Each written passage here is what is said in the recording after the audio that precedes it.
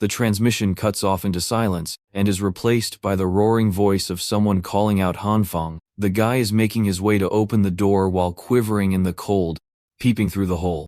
He discovers that it's actually his crush Hyona, who can't stand being in the cold, and can barely talk. He opens the door without hesitation to see if she's doing alright, and quickly invites her inside. In an unexpected turn of events, Hyona leaps up to kiss him, much to Hanfang's shock and amazement. She's out here putting an effort in the kiss, because by the end of it bro is at a loss for words, and can't describe what's gotten into her. All of a sudden, keep in mind, she was supposed to be his crush. So the dude is probably feeling like a gigahat on the inside for finally scoring a win.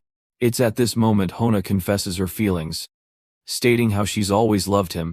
After descending balls deep into a terrifying apocalypse, she has begun to understand that someone like him truly cares about others. To sell her point even more, Hona makes him touch her body so that he can sense her racing heartbeat, stating that she's ready to do anything with him. And yes, that's the honey trap that our guy ends up falling for, because while he's busy out here imagining the birds and the bees, Hyona doubles down on rubbing her thigh between his legs, causing him to get even more lost and careless in his feelings. He also shares his feelings right back, stating that while she truly means the world to him, it doesn't make sense for them to behave this way right now. Hyona is an excellent manipulator because she tells our boy to close his eyes so that he can enjoy the process. Full of joy, he closes his eyes, questioning what's going to happen next. He's probably got the excitement of a child while this is happening. But then, well, dude's first kiss with his crush is followed up by his skull getting bashed by her bastard boyfriend. A heavy smash against his head leaves his body in a puddle of blood. Poor guy is quivering in pain while Hyona expresses her terror. She wasn't expecting them to actually murder someone in cold blood, but her boyfriend reminds them that she can't play innocent when from the beginning they both understood this guy had to go. They weren't going to spare Hanfang, not when everyone in this world is out for themselves in the apocalypse. Instead of caring about him, they express their happiness having discovered Hanfang's resources and loot. As for the nice guy who tried to show someone kindness, well, he's eating shit right now, drenched in his own blood, and unable to move. The clinging of death succumbs to him, and the last thing he sees is Hyona getting excited with her man. His demise happened all because of one ruthless woman's planning, so in his final moment he makes a vow. If he's given a second chance, he's going to stop being someone else's toy to be used and discarded. As his consciousness fades to black, the terrifying feeling is replaced by a shimmer warm light, drawing him near and near. At first, he thinks it's a way for him to get into heaven, but then his innocent expectations are tarnished, as his spiritual body experiences a world of pain, and bursts into 100 pieces. By the end of that traumatizing sequence, he jolts up awake from his bed, his face is full of sweat, and he questions his surroundings. Hanfang was just fading away just a few seconds ago, and now he's okay. It's not just that he's fine, the world is fine too. There's no signs of an apocalypse, the sun is warm.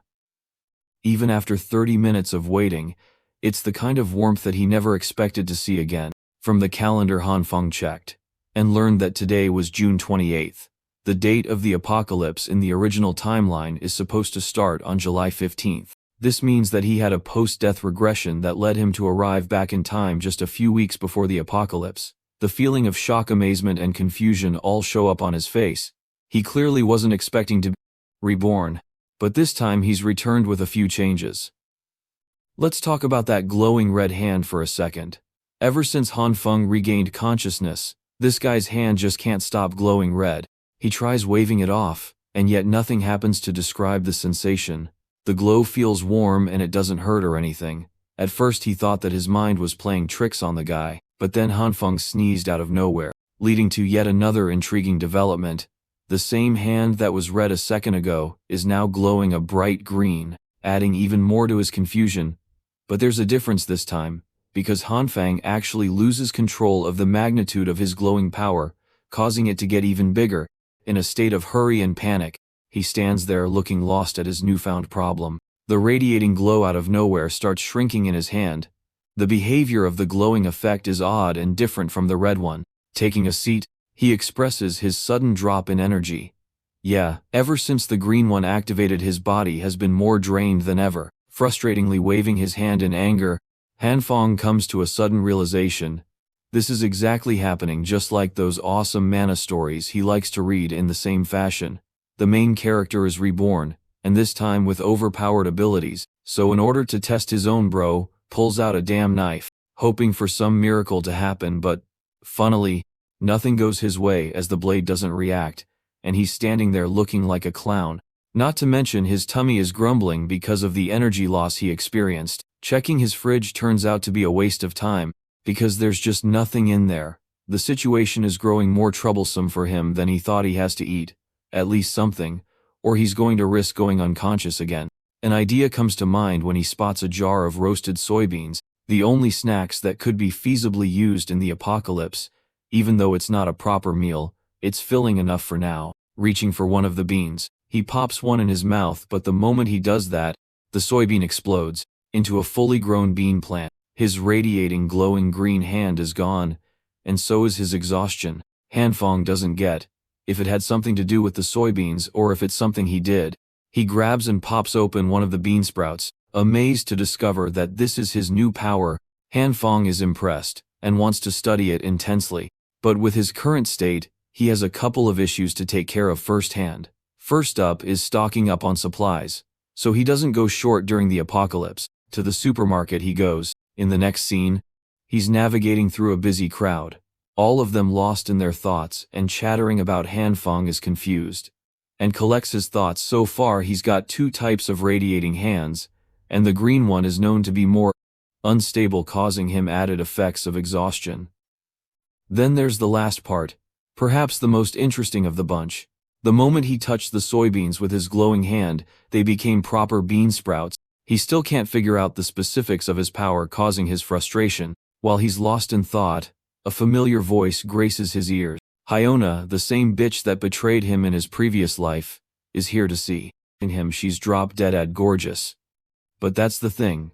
Getting involved with her is literally going to drop you 6 feet under the ground. Hanfong is pretty shocked to run into her again like this. A little more background on his crush Lee.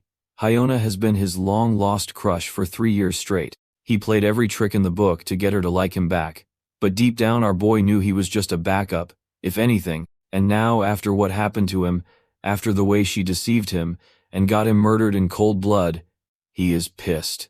Rage is filling up his body, but he's not the type to go ballistic on someone considering his situation of being reborn. Hanfong assures himself and calms him down, hoping to take his revenge properly some other time. For now he's got some supplies to gather. Hyona shows concern for the guy waving her hand in an effort to grab his attention because he appears spaced out, trying his best to maintain politeness with her. He praises Hyona for being so beautiful that it stunned him for a bit. She calls him a smooth talker in return, and thinks that it's a good opportunity to invite him out to go shopping. But even with her attempt, the girl gets straight up rejected as he moves past Hyona, like she's not even worth paying attention to. This gives her a reality check so hard that she's lost for words. The reality is, Hanfong fully understands that she's only being so kind as to invite him so that she can use him as a personal bank for her own groceries. He's done being someone else's pet, so that won't happen anymore. The Waldemar Shopping Plaza is known to be the most well-towed supermarket in the region. In the original timeline, the moment the Arctic apocalypse began, this place was cleaned up and emptied up in a single night. It's still unknown who managed to rob it like that, but for now, Hanfeng's objective is to stock up as much as humanly possible. Being intelligent, he actually discovered a survival guide list to get all the stuff he needs. Stuff like food, winter, clothing, medicine, necessities, fuel, and a whole bunch of other useful items. Well, while he's got a huge shopping list, there comes a second problem. Bro doesn't have enough money to do shit. While he's sulking, the guy receives a sudden message, proving him eligible to grab a giant loan of 170,000 yuan for this year. It's just the lottery ticket he needed after. Who the hell is going to repay debt during the apocalypse anyway? And so using all of the loan apps he could find on the internet, Hanfeng began twiddling his fingers, making sure he got loans from everywhere. The scene switches to Hyona, who is pretty damn frustrated with the way he treated her today. This bitch is a stuck-up who can't get over the fact that her personal simp refused her like that. It tells you a lot about her personality, but I'm sure more didn't need to be said after she got the guy killed in his previous life. Hyona is cursing Hanfong for being a pathetic loser without a car, and doesn't expect to be nice to him anytime in the future. Speaking of the devil, a car drives up to her and honks at her. Hyona's reaction is one of shock when she discovers that the driver is actually the same guy she was talking shit about. It's Hanfang. He drops by to talk to her, stating how he purchased the vehicle just now.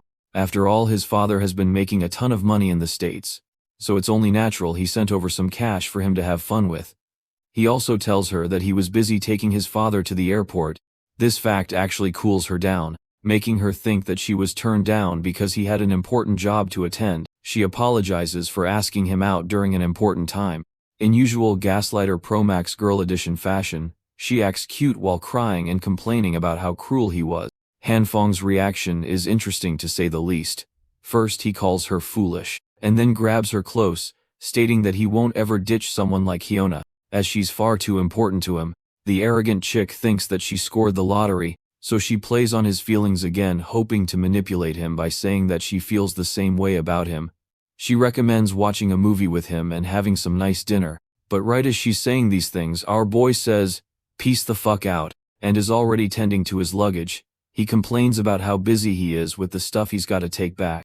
Even Hona is stupefied as to why he bought so much stuff out of the blue. In return, Hanfong plays it cool and says it's because he wanted to raise her expectations.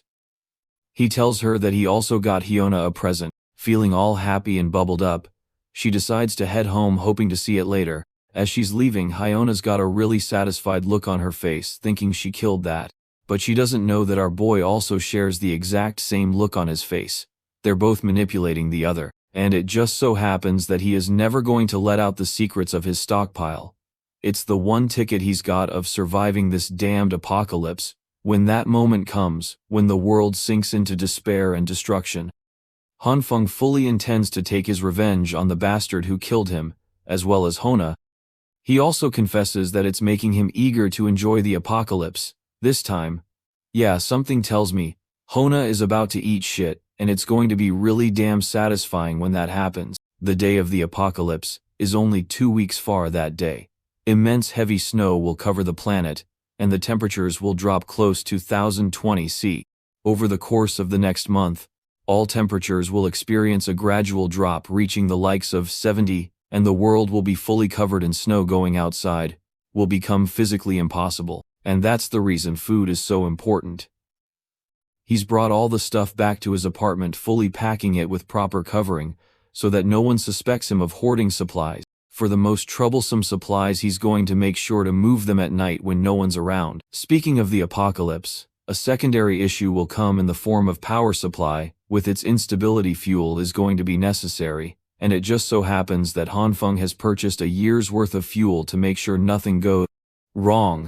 To combat his next problem, he knows that the heating systems cannot function anymore, so he brought a construction crew to alter his house, properly adjusting it so that everything is reinforced and resistant against the apocalypse to come. Finally, he's made up a dedicated room for supplies and inventory so that nobody suspects him and that he can access anything whenever he wants. By the time he wrapped up all of his preparations, July 14th was already upon him.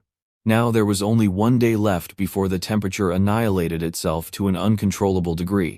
With all of his preparations finished, the final item on his checklist is to study his superpower in order to get out of this winter apocalypse without freezing to death. Even Hanfeng knows that relying on his supplies won't be enough for him to survive, and it's here when his plant-based powers will come into play as a beacon of hope. In front of him are the same soybeans that he actually managed to grow using his own powers. And now it's time for the taste test. The issue is, he's yet to figure out the main trigger for his ability, but anyway, Hanfeng decides to take a spoonful, and despite his fears hopes that this food is edible at the least. After finishing up half the plate, it's safe to conclude that these beans aren't producing any terrible effects. This means that he can safely produce and eat food using this power. But the tricky part is figuring out how or what makes his hand glow like that. Based on his experimentation, he's only tried his ability on soybeans, so he inspects his fridge, hoping to find some other veggies to try it on. Noon is quickly followed by the evening. A drowsy and weak Hanfeng opens his eyes, questioning if he ended up passing out just now. He's holding broccoli in his hand and the kitchen is splattered with vegetables. He can't even think properly, because of the exhausting effects of his own power. That's the only drawback so far. Eating the same soybeans from earlier, he comments on how this way, he successfully managed to learn something new about his ability. Let's talk about what went down right before he went unconscious. He ordered a bunch of stuff down to test his power, and used it on a different set of plants. Here's the strange part. Some of the plants were completely non-reactive, but as for others, seeds for example grew into proper plants, just like what he experimented with the soybeans. There's also a third category. Some of them detonated right in his hand, which remains to be a mystery as to why. Hanfeng also discovered the charred substances that shared the appearance of coal upon their detonation. But it's a good thing, because these same substances can be stored and later reused to provide warmth. With this, he successfully found a way to keep himself warm in the harsh apocalypse to come. Excited, he concentrated on honing his powers and experimenting on a few more while he was failing at first. When Hanfeng tries focusing his power, the magical effects are prominent, giving him what he wants. The guy was deprived of energy and went down on the floor. Back to the present, he appears to be really confused about the logic of his own power. Some plants work, others don't. It's hard to find what works and what doesn't. Still, from this experience, he's realized the key part of the trigger. It's actually imbued into his consciousness, so he tries meditating on an ethereal experience where he is one with nature, an experience that connects his mind and body all the same.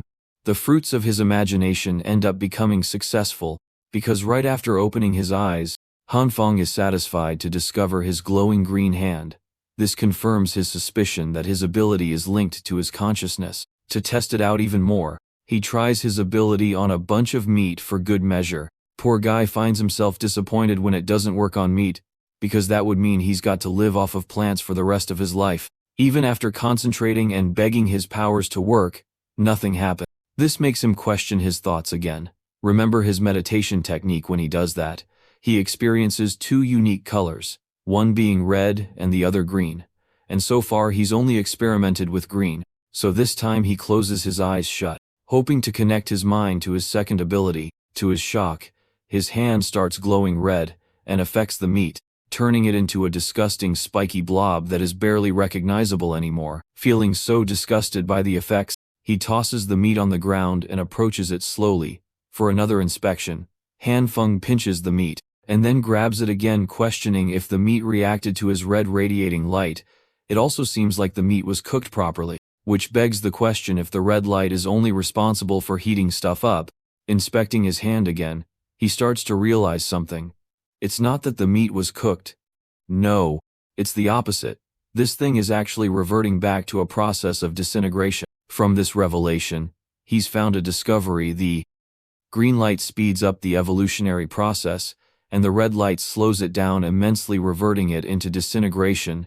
In an effort to combine the two, he clasps his hands together with the meat. A burst of yellow forms, and the same meat turns into a larger slab than ever before. But that makes him question what happened to the soybeans that he also had in his hand. They disappeared, which probably means they merged with the meat in some way.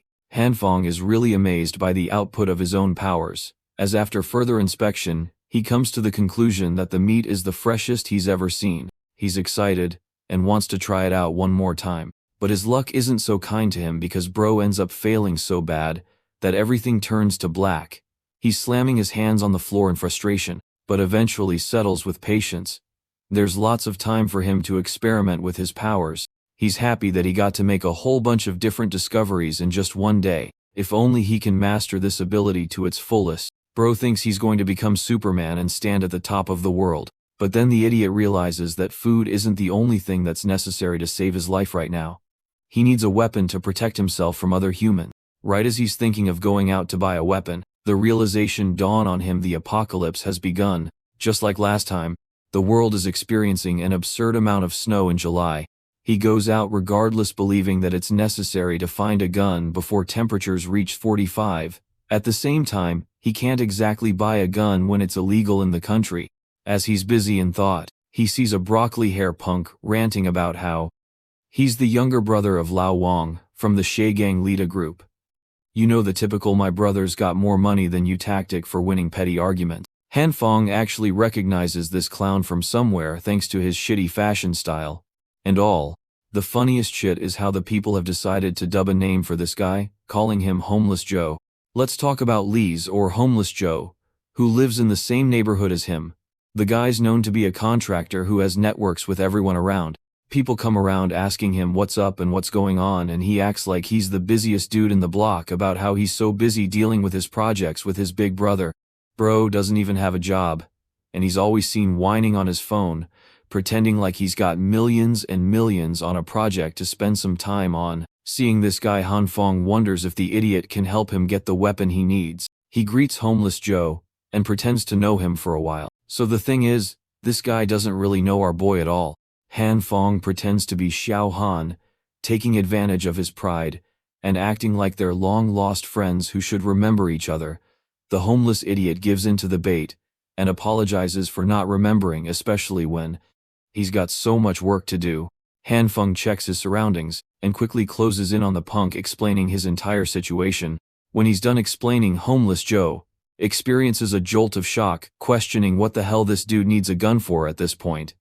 Han Fong is at a loss for words before he can even whip out a proper excuse. The blonde punk warns him that guns aren't something to be taken lightly, because they're illegal, even though he's got connections that can get him weapons. That doesn't mean Homeless Joe is in the mood to get into some kind of dangerous business. Han Fong clarifies his situation, stating that he needs it for self-defense, because some people have a grudge against him. He talks about a made-up story of how he ran into a guy on his way to work. They were both on a bike, and that man carelessly spat in his face. Of course it pissed him the heck off, so he confronted the clown and started beating the crap out of him for everyone to watch. After humiliating him, he left the man to his way. The man actually held a grudge and told him that he'd return with his buddies, and so the very next day bro got destroyed by the entire gang. They were clowning on him and roughened Han Fong top to bottom.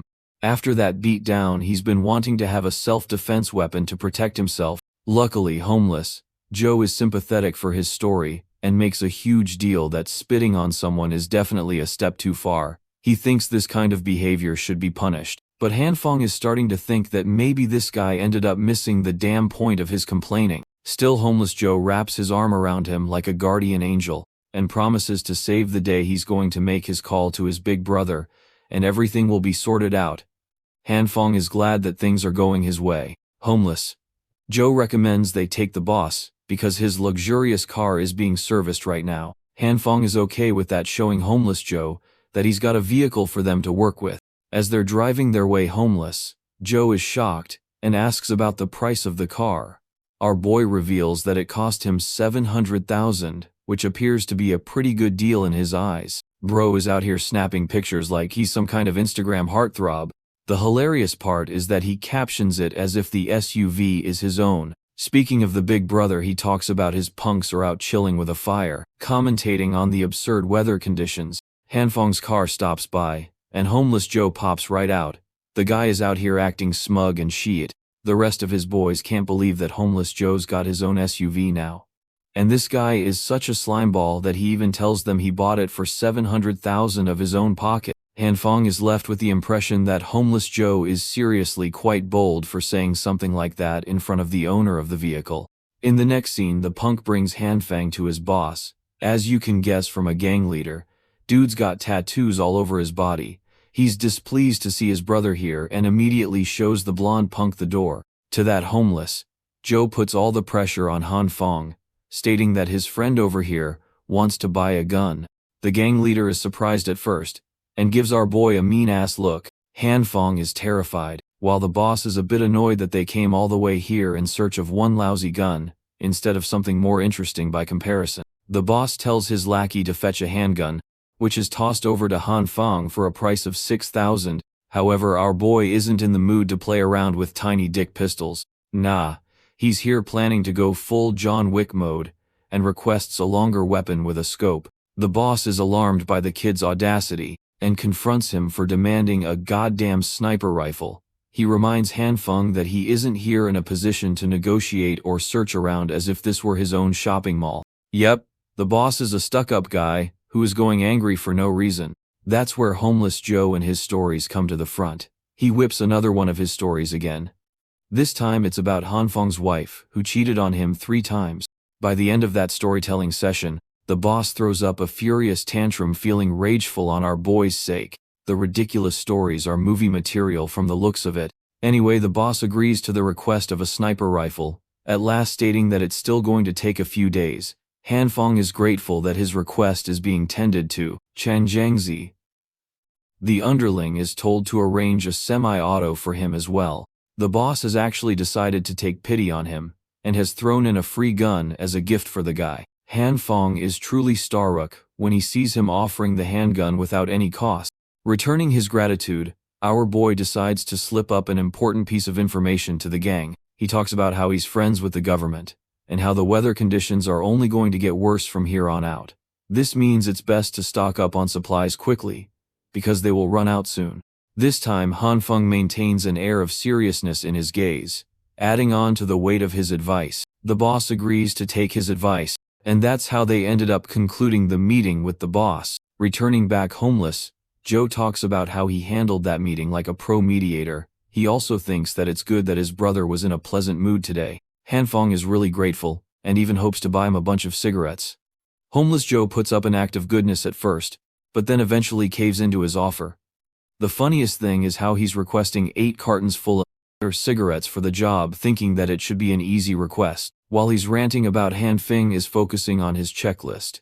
He's got everything he needs for the apocalypse now, and the rest of the time will be spent studying his abilities. The only thing he's got to solve is how to work around his food troubles, and then it will be all smooth sailing from there. Right as he's confidently going about his plans, Bro slips right in front of Homeless Joe and takes a really bad fall. Hanfeng's leg is in shambles as he quivers in pain. Homeless Joe doesn't even know what the hell happened so suddenly. Our boy has strong suspicions that he probably broke his leg. He hands Joe the keys to help drive them to the hospital. Staring at him in silence, the blonde punk shamefully reveals that he doesn't even have a driver's license. So instead, he's got to take the old school approach. The punk tries to help our boy lean on his side, but the scene is so damn depressing that Hanfeng orders a taxi to avoid the torture. In the next scene, we're at the hospital. In the receptionist area, Jian, the head nurse, is working the night shift and observes how the snow is only getting heavier with every hour. Suddenly, she receives an emergency call to come to the hall as they're short on staff. By the way, our boy really did end up breaking his damn leg. He's at the hospital devastated to receive the report of his fracture. An hour of observation is necessary before he can leave with his meds. He planned for everything just for a random factor to knock everything out the window. Brother Lee bids him farewell, stating that he's got a bunch of deals to take care of because of his super busy schedule, and all. Well, that brings Hanfeng back to square one. He's all on his own, and this time he's got a bad leg to take care of too. The hospital is swarmed with people. There's a sudden uprise in patients because of the insane weather conditions and alarming temperatures. It only shows how bad the situation is going to get outside in a few weeks. Hanfeng is busy waiting for his medicines, but the queue is just way too long. He spots the pretty head nurse in the distance, who is currently helping around by checking the patient's pulse. She's quite reliant in the hospital, so the doctors and other nurses are happy to make use of her. While she's doing her business, it knocks the wind out of our boy. Hanfeng is swooned and fails to believe that someone can be a head nurse at such a young age. She's also extremely kind to every patient, not to mention her adorable looks from top to bottom. Yep, he's sing again, but this time for a different lady. While he's admiring her looks, an old man requests for her aid and she comes rushing to see him. He tells her that his back is suddenly hurting, but Jinyan can't help but remind him that they're already short-staffed, so it's going to take a while to take his request. The real goal of this sleazy old man is to take advantage of the head nurse. He slips a camera just below her legs to take a photo while she's clueless, intending to the request. She promises to get back to him with an X-ray when they're less overwhelmed. But the old geyser doesn't stop there. He goes on full PDF file mode and grabs a hold of her body. The naive head nurse still doesn't suspect anything and assures him that a proper physician will be here soon enough to examine the patient properly. But here's the issue. The old geyser doubles down and cops a field of the hospital's finest bakery. Before he can pull more sheet, our boy throws his damn crutch in his face, making him fall to the ground. The head nurse is alarmed and questions if the old man is okay, while Hanfeng apologizes for not knowing how to use a crutch. Yes, because when you don't know about something, you throw it right at someone with full speed. Hanfeng acts like he's checking on the old man's phone. Right as the old geyser shouts at him to stop, our boy spots the picture in his gallery and gets pissed. He can't believe that this bastard not only snapped a photo of the nurse, but also had the gall to touch her like that. He confronts him at once, threatening to call the security on him to have the old geyser escorted to a cell. After all, it would make for one less annoying patient in the hospital, especially one who is there to take advantage of others. Also, Hanfeng is in no mood to return the phone, promising to release the report on social media if he catches the creep pulling stuff like this ever again. Unable to do anything, the old man runs away in frustration. Yes, the same guy who was having back problems 1 second ago can suddenly sprint faster than light right out of the hospital. Even the head nurse is at a loss for words with how fast he ran. Meanwhile, Hanfeng is left with the impression that some people are truly at the height of naivety in their world. He shows her the photo and points out how the guy had ill intentions from the beginning. Hanfeng is okay with her handling the situation, and even hands her the phone to report to the police. Jin is really happy and retrieves the device. But she's also got an alarming question. Wasn't Hanfeng's ankle injured? And that reminds him he's just fractured his damn leg and acted purely out of adrenaline. So this realization is when the pain really sinks in as he shouts in pain. A while later, she quickly has him bandaged up properly. Hanfeng, luckily, doesn't feel much pain anymore. The head nurse is really grateful to him and promises not to let any other people take advantage of her. But while she's saying that our boy's foot is being driven up right into her two personalities, Hanfeng is under the impression that this girl isn't going to learn anytime soon. Jin is called again for her duties, so she clumsily runs away, reminding our boy to return after a week for a proper checkup. Hanfeng internalizes that unfortunately he will never be able to see her again because of what will happen in 1 week's time. He leaves with that depressing thought in his mind. The following day, the weather conditions take a turn for the worse. News reports of heavy drops in temperatures are being sprung all over the world. Even Dubai and Egypt are receiving heavy snowfalls, which is unheard of. The experts, ranging from 46 countries, have come to rush an immediate meeting to discuss what's truly going on. According to these experts, the severe cold is only temporary and will break after a few days. Still, the people are warned to stay inside and follow proper procedure to stay comfortable. By the way, Hanfeng appears undisturbed in his modified room. He's got a heater with endless warmth, and he's got nothing to fear, honestly. The news keeps talking about how the disaster will pass, but he knows that it will never happen. It's just a lie to control the reactions of the public. It's pure shit, and it makes him feel like a clown believing in them the first time around. But this time, things are different. He's ready, really ready. He's fully loaded out with stocks and his heating system is up and running. For now, there's practically nothing left to bother him. The building group chat is actually going crazy, talking about how insane the cold is getting and how they can't manage to stay warm here. The interesting thing about this group chat is that one anonymous person flat out reveals that the Ice Age apocalypse is about to begin and that the snowstorm is something caused within the Earth itself. The messages shock Hanfeng because nobody is supposed to know about this information just yet. Hang's mind instantly registers this random mysterious dude as someone he should definitely be wary of. After all, being the protagonist of the story, Hanfeng's supposed to be the only one who knows about the upcoming apocalypse. The once happy housing complex residents now look like a mob on a leash, tagging the property management to step up and fix the mess. This snowstorm's been causing them lately, since reading endless blind text messages is boring as hell. The group chat turns into a metaphorical theme park, where all the residents show up as chibi avatars. The angry residents are not thrilled with how things are going. If the snow keeps piling up in front of the exit, they won't even be able to go grocery shopping. They paid a fat chunk of money just to get lousy service. If anything, they want to have a talk with the property agent, if management can't make their money worth it.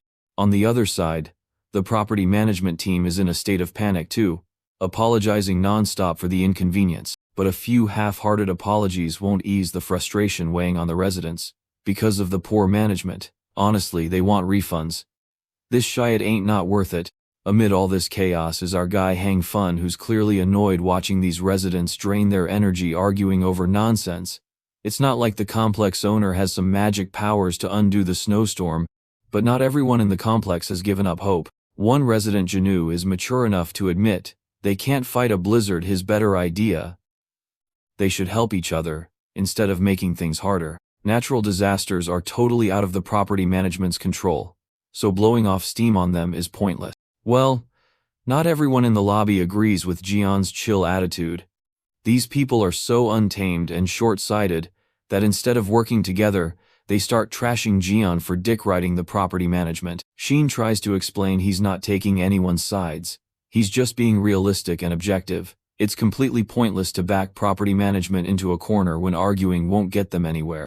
But once again, the crowd refuses to calm down, unless the snow outside is cleared, so they can shop for groceries. Starving to death isn't exactly their vibe. Kian does his best to talk sense into this dullarded mob. He points out that even if the snow is cleared outside, that doesn't guarantee the roads will be clear too. For what it's worth, he suggests walking to the grocery store on foot, especially since clearing footpaths is way more doable than clearing the roads. Meanwhile, Hang Fun is making this sour face after recognizing the dude who's been preaching left and right like a bootleg guru. The way our boy looks at him, it's clear their history isn't exactly pleasant. Suddenly, a BS repellent guy with an annoyed face jumps into the chat. No formalities. He just lays it out. If anyone wants to eat, they need to head outside and start clearing the roads, otherwise all the gossip won't melt the snow. Then he logs off. Another guy steps up ready to head down and help clean the mess outside. This blunt-tongued thug seems to be another figure Hang Fang is familiar with. Slowly but surely, the residents start joining the crew to clear the roads. Even the delicate cuties are willing to get their hands dirty for this noble cause. Then there's the unforgettable Hyona, who's also volunteering to help. Hang Fang isn't sure how a pussy like her even agreed to join. Turns out her volunteering is just a ploy to attract all the gooners who don't want a beauty like her to drain herself when men are around. As expected, she milked the moment and dumped her responsibilities on others. What else do you expect from an opportunistic bitch like her? As Hang Fang logs out of the chat, the frustration on his face is obvious. This woman never disappoints when it comes to ruining his mood. Right now she's actually texting him. Why, you ask? Well, because she knows this desperate Gunnar would do anything she asks, so she wants him to bring her food supplies. She even throws in a bonus pic of her bare legs, thick thighs, barely any clothes, all aimed right at our boy's soul. Hang Fang wants to rate her a solid 10,010 for the effort seducing him with barely their clothes despite the cold. But with his leg broken, even if he wanted to chase the booty, he can't do squat. So he decides to toss back a teasing remark guaranteed to make her skin crawl. And sure enough, his words do the trick. She's so annoyed she wants to stomp on him. Here's a little throwback to what's been going down today. Marks the third day ever since the blizzard started, with temperatures already dropping below 20. Since this was just the beginning of the destruction about to unfold, the central heating was still running. The internet was still up and running for everyone's daily dose of distraction. So just like any bored teenager, Hang Fun did nothing but scroll through TikTok watching those busty ladies making shorts, though honestly he isn't feeling it. In fact, he is already bored, and it's only the second day of the so-called apocalypse. This got him thinking about what loneliness can really do to a man. His broken leg wasn't helping either, seriously cramping his style and trapping him in place, and it's going to be at least a few months before he fully recovers with no other option. He dives back into video after video. That's when he stumbles on something awe-inspiring in a news report. Turns out there's a dude with a crazy ability to heal himself. According to the doctors, this guy fell off the 15th floor, wrecking his internal organs and mangling his bones completely. But not long after, the guy started regenerating, like actually healing himself. Thinking about supernatural powers got Hang Fang remembering he had some tricks up his own sleeve. So he activated the familiar green light glowing over his hand and tried to heal his broken bone. But the green energy fizzled out without doing a damn thing. He tried again, but nope, only failure awaited him. After admitting defeat, he slumped back on the couch, disappointed that his hopes had been raised for just a moment. After hours of endless scrolling, he finally started drifting into the dream realm, In his dream, he was rocking some primitive garb, riding a massive goat, not just one goat, a whole freaking flock of goats, following him with goat heads flapping as they soared. In this zoomed-out shot, you can see this massive horde following him closely behind, but suddenly the fun ride screeches to a halt when the goat slammed on the brakes, tossing him off its back. He hurt his leg in the fall, and one of the goats starts licking it. He finds this weird act of goat compassion pretty gross, and pushes the creature away, which annoys the goat. Then the goat whipped out its absurdly long tongue, wrapped it around Hangfang's leg, and jerks it right into the sky. The part of his leg the tongue is wrapped around starts to heal instantly. Right at that moment, Hangfang woke up in a cold sweat, totally shocked for real. That bizarre dream messed him up so bad, he is literally sweating down to his balls. Suddenly, he notices his leg is glowing with green energy, showing signs of self-repair. Not long after, he carefully unwraps his bandages and gingerly plants his foot on the floor. Surprisingly, it didn't hurt at all. Looks like that green light did help him recover, but only after he fell asleep. To test this wild theory, he grabs a sharp knife in a morbid attempt to hurt himself, hoping to trigger the healing all over again. His hand trembles as he reluctantly slices a small cut on his index finger. While he is testing his newfound ability, let's cut back outside there. The angry mob of residents is finally putting their energy to good use thanks to their combined efforts. They cleared the path in front of the main gate. All credit goes to Jang for his unity pep talk that got everyone moving. Jang then gives extra props to an old man who had worked the hardest of all. The old man in turn praises the twins who'd been grinding just as hard.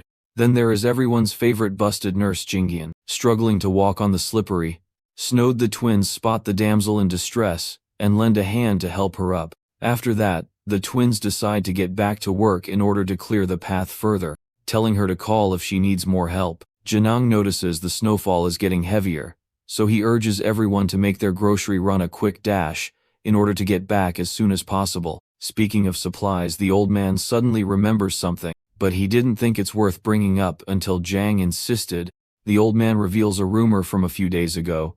Apparently a resident had been spotted bringing supplies on a small truck, acting like he was just moving in.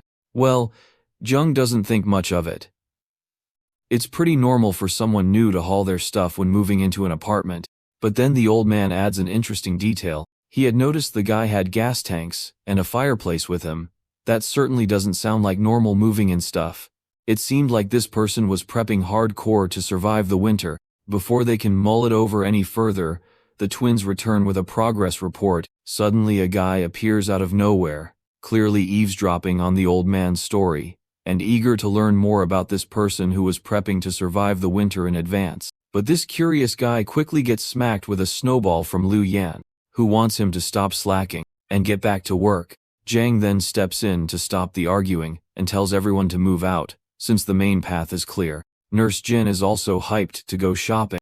Meanwhile, the old man asks Jang for his opinion, wondering if this new resident already knew about the blizzard coming. Jang thinks for a second, then dodges the question carefully. He claims that the blizzard will blow over soon, so no need to worry. Worst case, if the storm doesn't stop, they're lucky to have a neighbor stocked with supplies to help everyone survive it, so it's actually a good thing. As their journey to the store continues, the snowstorm intensifies, shing everyone to move faster. Meanwhile, our lazy boy Hangfang is still knocked out in his cozy apartment, but his nap gets interrupted by a knock at the door. There is this familiar voice calling him out when he opens it. The visitor turns out to be homeless Joe, holding the fine stuff our guy had requested. This was the promised gift from boss Liu. Brother Li had agreed to bring it because he had stocked up on supplies beforehand, and could now afford not to run around the city like crazy looking for supplies like most of the other citizens. But even so, Hanfeng was grateful to him for coming in this weather. Brother Li also had some very interesting information that various rumors had already started to spread about. Last night, some unknown person had cleaned out the shelves of a supermarket in the Eastern District, and when the Boss Liu gang cleared their way out of the snow yesterday, they were met with nothing but emptiness in the supermarket. Hanfang. Something like this seemed unbelievable, to completely clean out a huge supermarket in one night. Who could be capable of such a thing? However, there was no doubt in Brother Li's words, and it had definitely happened. Han Fong was now beginning to realize that something even stranger than in his previous life was happening around him. It looked like he wasn't the only one who had gained superpowers. For a second his thoughts were interrupted by Brother Li. He advised Han Fong to wear more warm clothes and be careful. After that he said goodbye, and left. Finally our hero could be alone and think things over. He kept trying to think of a logical explanation for what had happened last night. How could someone clean out a supermarket in one night? The only explanation he could think of was the theory that it could have been done by someone with superpowers from novels and comic books, someone capable of hiding unlimited amounts of supplies in his personal subspace. The only question was, could people with such abilities exist in this world? And the answer to that question was quite simple. Since he himself had superpowers, someone else could too. This was a disturbing discovery. Now Han Fong couldn't waste a moment. He needed to examine his superpowers more thoroughly, so that when he encountered other superpower holders, he would have his own strategy to counter them. He simply had to know his strengths and weaknesses, as well as the limit of his superpowers. To do so, he opened his diary and began to study the already known facts about his powers.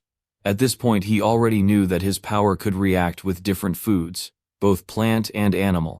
With its help he could quickly grow them, increase their volume, and also fry them, though with a terrible taste. But still, unfortunately, there were limitations which he learned about later.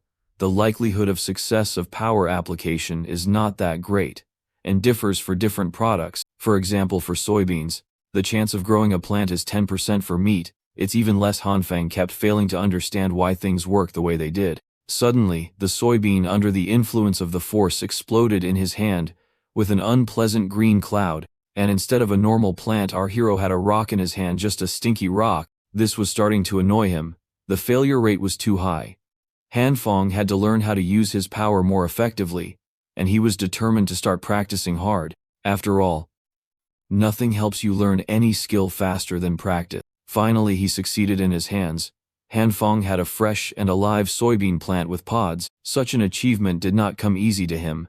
He was sweating profusely, and was already quite a good heater for his apartment. But that was the price he had to pay to figure out a few rules to increase the success rate. He found out that green light energy is not constant, and for different products, it is worth applying this green light for different lengths of time, depending on the nutritional value of the product. If you do not guess the duration of application, you will end up with a failure and get a burnt stinky stone. That is, you need to know exactly the ideal cooking interval for each product. This brings to mind Han Fong something familiar. One popular music and dance online game that came out a decade ago, where you had to press the right buttons in rhythm at the right interval. It was also conceivable that the value of energy could be compared to the directions up, down, right, and left, and the value of the energy input to the object had to be correct every second, and eventually, a critical point had to be caught, and the process had to be stopped. If you do it right, you'll achieve success, and every soybean will become a plant. After the success with plants, Han Feng began experimenting with meat. Obviously, but meat was different from vegetables. If you did something wrong in the process, the meat would then turn into a disgusting black slurry. However, the principles in turning meat were still supposed to be similar. The first place to start was to determine how much energy the meat needed. Everything seemed to be working and going according to plan, but here's the problem. The chicken leg exploded, just like the previous ones, with a nasty black slurry. It looked like it would take him even longer to learn how to work with meat than with plant food. Time after time Han Feng tried and failed. The chicken legs exploded one after another. There seemed to be no end to this series of failures. Finally our hero's patience ran out.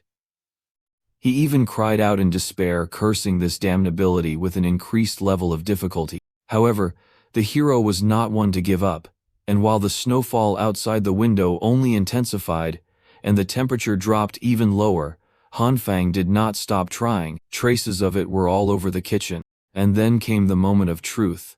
The last chicken leg. Our hero was already doing everything on automatic, with an absent expression on his face, and did not even hope for success. Up and down, left and right, red and green energy. It felt like an overly complicated miniscale game to him. It was repeated one after another, and as soon as he made a mistake he had to start all over again. The tension was at an all-time high, and this time Han Feng succeeded. He managed to grow the chicken leg to a gigantic size. With a snort of disdain, our hero said that it was worth it, and collapsed. Exhausted but happy on the floor, he had finally found a way to synthesize meat. The weather outside was getting worse. By the day the news announced that today, July 17th, was the third consecutive day of snow disaster in every corner of the country. The same thing is happening, and it seems that mankind is facing a disaster that happens only once in a few thousand years. In order to ensure the basic livelihood of citizens, the authorities are actively fighting the consequences and taking measures to help citizens. It was to such news that Hanfang woke up the next day. How many times had he heard it before? Empty warnings and promises about how the heavy snowfall had paralyzed transportation, electricity, and internet, but everything would be repaired soon, and all they needed to do was wait a little longer.